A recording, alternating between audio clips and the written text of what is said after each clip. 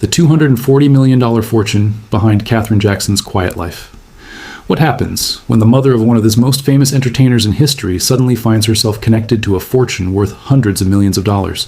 According to the source material, Katherine Jackson received a reported $240 million share following the legal distribution of Michael Jackson's massive estate. But the surprising part isn't simply the size of the fortune. It's how differently Katherine's life appears from the image most people would expect. Rather than living like a celebrity surrounded by constant attention, the source portrays her as an elderly matriarch who prefers privacy, family, and a remarkably quiet routine away from the cameras. The source describes Katherine as a primary lifetime beneficiary of Michael's estate alongside his 3 children, with her designated lifetime share of estate earnings reportedly providing more than $200 million over the years. That money, according to the script, supports her private residence, personal medical care, security, and everyday expenses. But there is an important distinction between having access to enormous wealth and openly displaying it. The source repeatedly emphasizes that Katherine prefers to remain behind closed doors rather than turn her fortune into a public spectacle. Her lifestyle is presented as one of protection and privacy rather than flashy spending. Then, the story takes an unexpected turn. The source includes an extraordinary image allegedly showing Katherine inside what appears to be a private treasure vault, with a huge golden Michael Jackson bust, stacks of silver, gold bars, and expensive cars surrounding her. But even the script immediately questions whether that room is real, asking viewers to decide for themselves whether the image represents an actual treasure room or something created purely for visual effect. And that uncertainty reveals something important about Katherine's story. Her real wealth isn't just about what she owns, it's about the enormous legacy she became responsible for after Michael's death. Because behind the headlines about millions of dollars is a much more complicated story. Legal battles, family disagreements, grandchildren she helped raise, and decades spent holding together one of the most recognizable families in entertainment history. To understand how Katherine ended up connected to such an extraordinary fortune, we have to go back long before the money, the fame, and Michael Jackson became a global superstar. The woman behind the Jackson dynasty. Before the millions, long before Katherine Jackson became connected to one of the largest fortunes in entertainment, she was the woman holding together a family that was still far from famous. According to the source script, Katherine eventually became the emotional anchor of the Jackson household as her children's careers began transforming the family's life. Her story was never simply about Michael. She watched several of her children enter the entertainment world, while the family itself grew into what the source describes as a global superstar dynasty. One of the most important places in that story was Havenhurst, the Jackson family compound in California. The source says the property became a private sanctuary for the family as their success exploded, with recording facilities, movie theaters, trophy rooms, gardens, and extensive security. Katherine reportedly helped oversee the home's domestic environment, trying to preserve a sense of family life despite the constant attention surrounding her children. Even as Michael became a worldwide superstar, the source says he continued living there with Katherine well into the late 1980s. The compound therefore became more than a luxurious property. It was presented as the family's emotional center and a refuge from the outside world. And Katherine's role didn't end with Michael's rise. The source also highlights Janet Jackson's breakthrough in 1986, when she took greater control of her own career and released control. Katherine reportedly supported Janet as she separated her professional identity from the family machine and established herself as an independent artist. That detail matters because it shows Katherine's position inside the family differently from the image of a celebrity mother simply watching from the sidelines. She was repeatedly present as her children navigated fame, conflict, independence, and enormous expectations. Then Michael's fame reached a level almost impossible for anyone in the family to control. Yet Katherine remained closely connected to him through some of the most difficult periods of his life. The source later describes her standing beside Michael throughout his 2005 trial, attending the proceedings and publicly supporting him until his acquittal.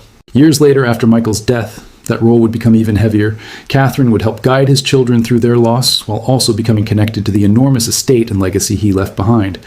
So before the millions, the legal battles, and the headlines, there was a mother whose greatest responsibility was family. And when Michael eventually left behind a fortune measured in hundreds of millions of dollars, Katherine wasn't entering a completely new world. She was stepping into another chapter of a responsibility she'd carried for decades. The 3 grandchildren who became Katherine's greatest responsibility. When Michael Jackson died on June 25th, 2009, Katherine Jackson didn't just lose her son. According to the source script, at 79 years old, she suddenly stepped forward to take legal responsibility for Michael's 3 young children, Prince, Paris, and Biggie. The grief was enormous, but the responsibility was even greater. These weren't ordinary children growing up away from public attention. They were Michael Jackson's children, carrying one of the most recognizable surnames in the world while dealing with the sudden loss of their father. Katherine became the person responsible for providing them with stability while the entire world watched. As the children grew older, the situation became increasingly demanding. According to the source, Katherine eventually moved into a co-guardianship arrangement with T.J. Jackson, Tito Jackson's son, in 2012. T.J. took on much of the practical responsibility, daily schedules, school activities, and logistics, while Katherine remained the emotional center of the household. The arrangement allowed the family to balance the enormous demands of raising 3 teenagers with the need to protect them from constant media attention. Katherine's role was described less as managing every detail of their daily lives, and more as preserving the family values and traditions she believed Michael would have wanted for his children. But raising Michael's children wasn't always peaceful. In July 2012, a bizarre family crisis erupted when Katherine suddenly became unreachable during a trip to Arizona. Prince in Paris reportedly became alarmed and posted messages online. While authorities opened a missing person investigation, a California judge temporarily suspended Katherine's guardianship while the situation was investigated. The source later explains that the trip had been arranged by family members as a quiet retreat for Katherine, and that she had been intentionally separated from normal phone communication. When she returned to Los Angeles, she publicly explained that she was safe and capable of caring for her family, and her custody rights were restored. Yet the most revealing part of Katherine's role came during the aftermath of Michael's death. The source describes her standing beside his grieving children at his public memorial service and helping them navigate an unimaginable loss while also protecting Michael's memory. She wasn't simply raising 3 grandchildren. She was helping them grow up with a father whose life was constantly being discussed, analyzed, and debated around the world. And that responsibility became one of the biggest ways Katherine's life changed after Michael's death. The fortune gave her financial security, but the children gave her a completely different kind of responsibility. The $240 million fortune that came with a family war. Michael Jackson's fortune didn't simply disappear after his death. It became one of the most valuable entertainment estates in the world, and with that value came disagreements over who should control it and what should happen to Michael's most important assets. According to the competitor script, Katherine Jackson became one of the primary lifetime beneficiaries of the estate, alongside Michael's 3 children, with her designated share of estate earnings reportedly providing more than $200 million over the years. But being a beneficiary didn't mean every major decision was hers to make. The estate was being managed through a legal and financial structure, creating a situation where Katherine's personal beliefs about Michael's legacy could collide with the decisions of the executives managing it. The biggest confrontation described in the source centered around a landmark deal involving Michael's music catalog.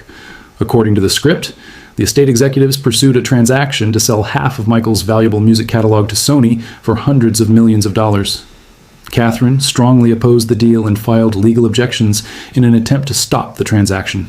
From her perspective, the issue wasn't simply about money. Michael's catalog represented decades of work, artistic identity, and the legacy he had left to his children. The dispute therefore became a much larger question. Should Michael's most valuable assets be sold for immediate financial benefit, or preserved as part of the family's long-term legacy? Then, the disagreement moved directly into the family. The competitor script says Katherine's youngest grandson, Biggie Jackson, initially joined her opposition before eventually withdrawing his support. The source also says Biggie argued that the estate shouldn't use beneficiary money to cover Katherine's growing legal expenses. That detail reveals how complicated the situation had become. Katherine was fighting what she believed was the right course for Michael's legacy, while another member of the family was questioning whether the legal battle itself was financially justified. The conflict wasn't simply between a mother and estate executives. It involved Michael's own children and competing ideas about how his inheritance should be protected. And that's the hidden cost behind the $240 million headline. Katherine's fortune gave her security, but it also placed her at the center of enormous financial decisions involving Michael's music, his children, and the future of the Jackson legacy. The bigger the estate became, the more valuable every decision became, and the more difficult it was for the family to agree on what Michael himself would have wanted. How Michael's fortune ended up in his mother's hands. When Michael Jackson died, the question of who would control his enormous fortune became almost as complicated as the legacy itself. According to the competitor source, Katherine Jackson became one of the primary lifetime beneficiaries of Michael's estate, alongside his 3 children. The script claims that her designated lifetime share represented roughly 40% of estate earnings, and that the amount provided to her over the years eventually exceeded $200 million. That money was described as covering her residence, medical care, security, and everyday needs, meaning the inheritance was structured around long-term financial support, rather than simply handing her one enormous pile of cash. But the money came with something far more complicated: responsibility. Michael's estate wasn't simply a bank account. It included valuable music assets and business interests that continued generating revenue after his death. The source describes Katherine as becoming deeply involved in protecting what she believed was her son's legacy, while the estate's professional executives were making enormous commercial decisions on behalf of the beneficiaries. That difference in perspective eventually created serious friction. One of the biggest disputes involved a proposed transaction concerning Michael's music catalog, with Katherine opposing the sale and filing legal objections against the estate's executives. The disagreement became especially personal because the people involved weren't strangers. They were family members and the professionals entrusted with managing Michael's legacy. The source says Katherine's youngest grandson, Big Jackson, initially joined her opposition before withdrawing his support. He also argued that the estate shouldn't use beneficiary money to cover Katherine's mounting legal expenses. Whether viewed as a family dispute or a disagreement over financial strategy, the conflict revealed something important.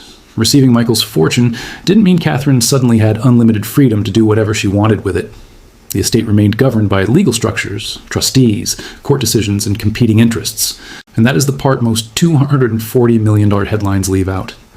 Michael's wealth continued to exist as an operating legacy after his death. Katherine's connection to that fortune placed her at the center of decisions involving music, money, family, and Michael's children.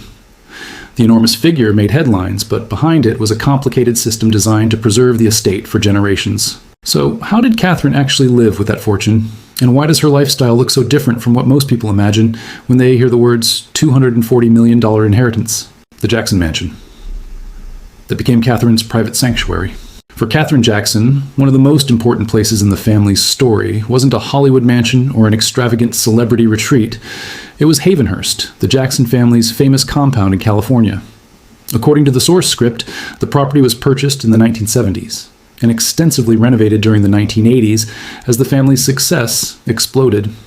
Katherine helped oversee the design and domestic operation of the gated estate, turning it into a place where the Jackson family could live together while being protected from the overwhelming attention surrounding them. Inside, Havenhurst was anything but an ordinary family home. The source describes private recording studios, movie theaters, custom trophy rooms, and lush gardens where the Jackson siblings could gather away from the public. Security was a constant presence, but Katherine's role was to make the enormous property still feel like a home. Even after Michael became one of the biggest stars on the planet, the source says he continued living at Havenhurst with Katherine well into the late 1980s. For a family surrounded by celebrities, recording sessions, cameras, and security guards, the compound became something much more valuable than luxury. It became a refuge, and Katherine's influence inside that refuge extended beyond simply maintaining the house. The source portrays her as someone determined to preserve family structure and traditions, while the outside world became increasingly fascinated with the Jacksons. During periods of enormous professional pressure, she remained involved with her children and tried to keep their relationships intact. During the 1984 Victory Tour, for example, the source describes Katherine acting as a peacekeeper as financial disputes and tensions threatened to overwhelm the family. She traveled alongside her sons, helped manage emotional conflicts, and encouraged them to preserve their relationships, even as their professional world became increasingly complicated. That history helps explain why Katherine's later lifestyle is so different from the stereotype of someone who inherited hundreds of millions. The source describes her present life as remarkably private, with her residence, security, medical care, and daily needs supported through her estate arrangements. The mansion and the fortune may have changed over the decades, but the basic idea remained remarkably consistent. Privacy first, family second, and the outside world kept at a distance. Havenhurst therefore represents more than a piece of Jackson family real estate. It was one of the places where Katherine's role as the family's anchor became visible, and after Michael's death, that responsibility would become even heavier. Because Katherine wasn't simply protecting a household anymore, she was helping protect Michael's children and the legacy he had left behind. The moment Katherine's own grandchildren challenged her, the most surprising conflict surrounding Katherine Jackson's life wasn't necessarily between her and the estate executives. According to the competitor source, it eventually reached her own grandchildren. After Michael's death, Katherine became the legal guardian of Prince, Paris, and Biggie, taking on the responsibility of protecting 3 children who were suddenly growing up under extraordinary public attention. But as the years passed, the family's situation became more complicated. In 2012, Katherine formally entered a co-guardianship arrangement with T.J. Jackson, who took on much of the children's daily schedules, school activities, and logistics, while Katherine remained an important emotional figure in their lives. Then came a dramatic moment that showed just how fragile that arrangement could become. In July 2012, Katherine suddenly stopped communicating with the children while she was away in Arizona. According to the source, Prince and Paris became alarmed and posted messages online because they didn't know exactly where she was. Authorities eventually opened a missing person investigation, and a California judge temporarily suspended Katherine's guardianship while the situation was examined. The source later says family members had arranged the trip as a quiet retreat for Katherine, and that she had been separated from normal phone communication. When she returned to Los Angeles, Katherine publicly stated that she was safe and capable of caring for her family, and the court restored her custody rights. But the challenge wasn't limited to guardianship. The source also describes a separate confrontation involving Michael's music catalog and Katherine's legal battle against the estate's executives. Katherine opposed a major transaction involving the sale of part of Michael's catalog to Sony and filed legal objections. Her grandson, Biggie, initially supported her position, but later withdrew that support. According to the source, Biggie also objected to the estate using beneficiary funds to cover Katherine's growing legal expenses. That created an extraordinary situation. Katherine was fighting to protect what she believed was Michael's legacy, while members of the next generation were questioning how that fight was being conducted. It wasn't necessarily a rejection of Katherine herself. It reflected a deeper disagreement about who should make decisions over Michael's assets, and how his fortune should be preserved for his children. For Katherine, the challenge must have been especially painful because these were not distant business partners.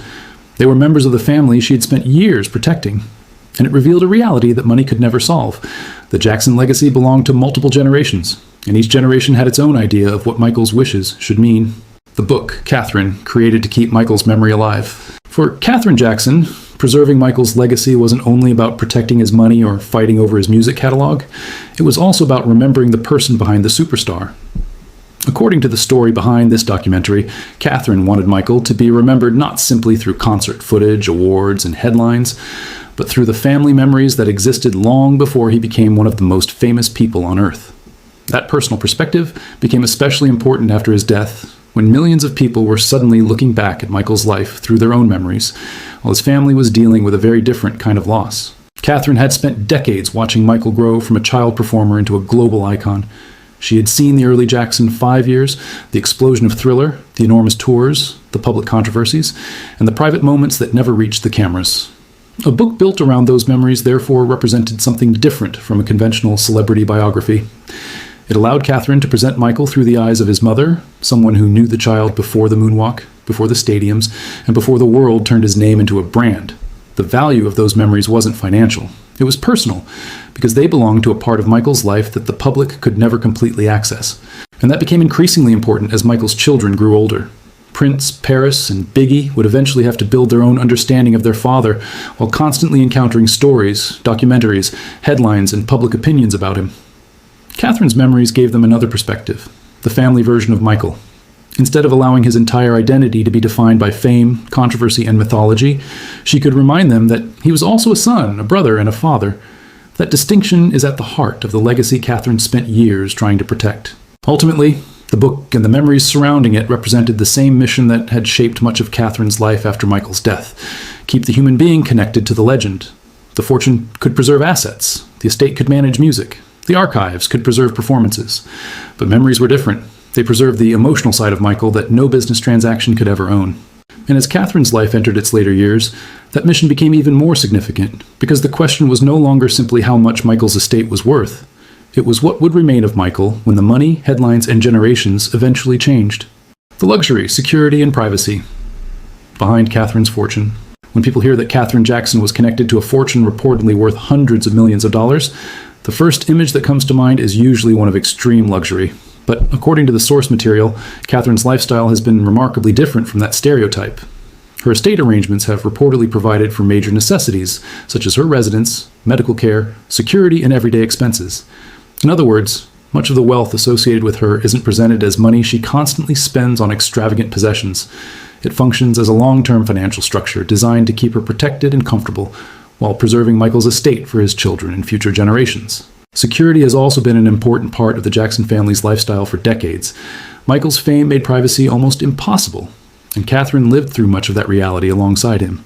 The family compound was designed as a protected environment, with extensive security helping keep unwanted attention away from the household.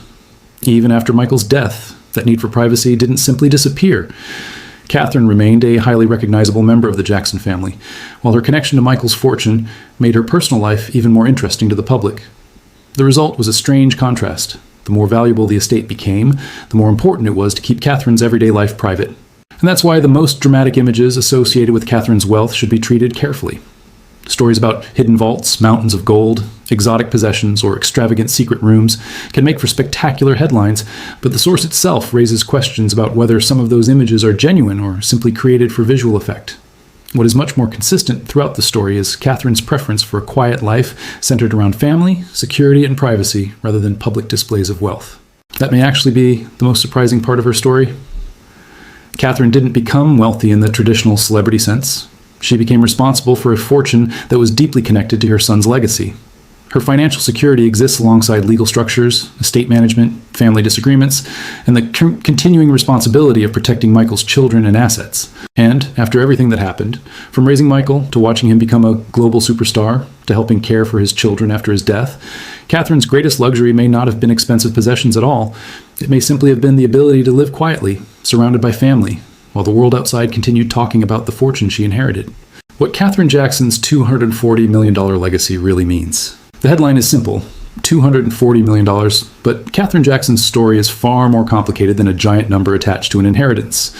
According to the source material, Katherine became one of the primary lifetime beneficiaries of Michael Jackson's estate alongside his 3 children, with her estate arrangements providing substantial long-term financial support. The money could cover her residence, medical needs, security, and everyday expenses, but it also connected her permanently to the complicated business of managing Michael's enormous legacy. And that legacy was never just about money. After Michael's death, Katherine became responsible for helping raise Prince, Paris, and Big E, while the world continued watching the Jackson family. She also became involved in disputes over how Michael's assets should be handled, including disagreements surrounding his music catalog. Those conflicts showed that Katherine wasn't simply enjoying a fortune left behind by her son. She was trying to protect what she believed represented his life's work, while the next generation and estate managers had their own views about the best way forward. Perhaps that's why Katherine's story is so different from the usual celebrity inheritance story. Her wealth is tied to family, responsibility, and preservation. She spent decades watching Michael grow from a child into a global superstar. And after his death, she became one of the people closest to the legacy he left behind. Her quiet lifestyle, emphasis on privacy, and continued connection to her grandchildren make the fortune feel less like a trophy and more like a responsibility that followed her into the final chapter of her life. So when people ask how Katherine Jackson lives with a fortune reportedly worth hundreds of millions, the most surprising answer may be this: she doesn't appear to live for the fortune. Her story has always been centered on family. The money can preserve homes, estate managers can protect catalogs, lawyers can fight over contracts. But Katherine's most important inheritance was something no financial statement could measure: the memories of Michael as her son, and the responsibility of making sure his children could remember him that way too. And perhaps that is the real meaning behind the millions. Michael left behind a fortune, but Katherine carried forward a family legacy. End of documentary. Thank you for watching. If you enjoyed this story, like the video, subscribe to the channel, and turn on notifications for more untold Michael Jackson stories, family secrets, and fascinating chapters from music history.